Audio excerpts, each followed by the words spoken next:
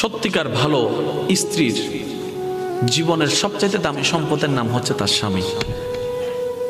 মাকে, বাবাকে, পরিবারকে সব কিছু ছেড়ে ওই স্বামী নামক শব্দটাকে খুশি করার জন্য সবকিছু ছেড়ে অচেনা এক পরিবারের মধ্যে চলে আসে। সুবহানাল্লাহ। আসে তো আসে, খুব অবাক লাগে, আবার মানাইও নেই, একদম ম্যাচিং হয়ে যায়। যেখানে যাই সেই রকম একটা মেন্টালিটি আল্লাহ পাক তাদেরকে দান করেছেন ম্যাচিং হয়ে যাওয়ার জন্য। একজন সত্যিকার ভালো বউ তার জীবনের সবচেয়ে বড় নিয়ামত মনে করে দুনিয়ার তার স্বামীকে। কারণ সবাই তার সাথে বেঈমানি করবে, আমার স্বামী কখনো আমার সাথে বেঈমানি করবে না।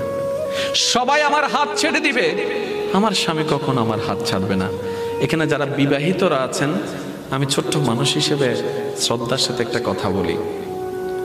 এক ঘরের নিচে থাকলে, একই ছাদের নিচে থাকলে অনেক কিছুই হবে, মন মালিন্য, পক্ষে বিপক্ষে, পছন্দ অপছন্দ অনেক কিছুই হবে।